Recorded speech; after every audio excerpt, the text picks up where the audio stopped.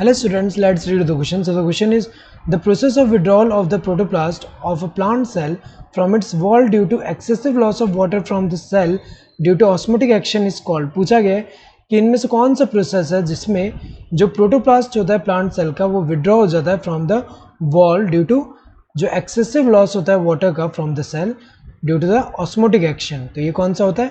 ये प्लाज्मोलिसिस होता है. ये क्या होता है? प्लाज्मोलिसिस. प्लाज्मोलिसिस में क्या होता है? जो प्लाज्मोलिसिस है इसमें अगर हम देखें, जब सेल को हाइपरटोनिक सॉल्यूशन में हम यहाँ पे रखते हैं, तो ये जो सेल है, यहाँ पे सेल जो है इसको जब हम हाइपरटोनिक सॉल्यूशन में रखते हैं, ये क्या है? हाइपरटोनिक सॉल्यूशन है. और यहाँ पे सेल जो है, सेल में अगर हम देखें, ये प्लांट सेल है तो सेल वॉल, देन वैक्यूल है, एक लार्ज सेंट्रल वैक्यूल, एंड यहाँ पे न्यूक्लियस है यहाँ पे. तो अगर देखा जाए, जब यहाँ पे हाइपरटोनिक सॉल्यूशन में रखेंगे तो हाइपरटोनिक सॉल्यूशन में सॉल्यूट कंसंट्रेशन ज़्यादा होगा, जिसकी वजह से वाटर पोटेंशियल क्या होगा? कम होगा. और यहाँ पे अगर हम देखें सॉल्यूट कंसंट्रेशन कम है एज कम्पेयर टू बाहर, सो इसीलिए वाटर पोटेंशियल यहाँ पे अंदर क्या होगा? सेल के अंदर ज़्यादा होगा, वाटर पोटेंशियल ज़्यादा है. तो हमें पता है कि वाटर जो है मूव करेगा हायर वाटर पोटेंशियल से लोअर वाटर पोटेंशियल के टुवर्ड, तो बाहर की तरफ. सो पहले साइटोप्लाज्म जो है उसमें से वाटर जो है बाहर जाएगा, एंड धीरे धीरे साइटोप्लाज्म के बाद अगर हम देखें वैक्यूल से भी वाटर बाहर चला जा रहा है. और जैसे जैसे जो वाटर बाहर जा रहा है तो यहाँ पे क्या होगा? जो प्रोटोप्लास्ट होगा, प्रोटोप्लास्ट ये जो वॉल से सेपरेट होगा यहाँ पे. तो अगर हम देखें जैसे यहाँ पे इसका फर्दर क्या होगा? धीरे धीरे यहाँ पे जैसे ये जो है सेल वॉल है यहाँ पे, और जो प्रोटोप्लास्ट होगा वो यहाँ पे सेपरेट हो जा रहा है. किससे?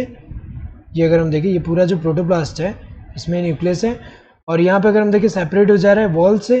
तो यहाँ पे अगर हम देखें, ये जो यहाँ पे बीच में जो स्पेस है बिटवीन ये प्रोटोप्लास्ट, ये पूरा जो है पूरा क्या है? प्रोटोप्लास्ट. सो प्रोटोप्लास्ट और वॉल के बीच में जो स्पेस है यहाँ पे हाइपरटोनिक सॉल्यूशन जो है वो आ जाएगा यहाँ पे. तो ये जो प्रोसेस है इसको हम क्या बोलते हैं? प्लाज्मोलाइसिस बोलते हैं. सो प्लाज्मोलाइसिस, ये करेक्ट आंसर क्या होगा? प्लाज्मोलाइसिस होगा. गटेशन तो नहीं बोलते. गटेशन क्या होता है?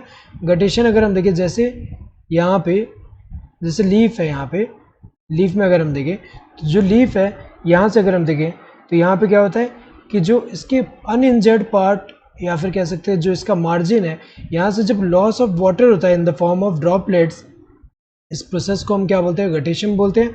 और ये गटेशन जो है ये रूट प्रेशर की वजह से होता है. तो अगर हम देखें यहाँ पे रूट प्रेशर की वजह से होता है गटेशन. तो गटेशन अगर हम देखें, गटेशन तो नहीं बोलते इस प्रोसेस को. इम्बाइबिशन भी नहीं बोलते.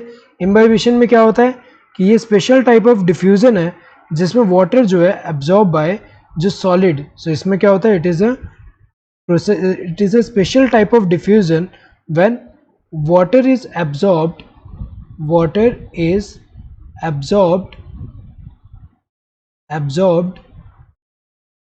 by solid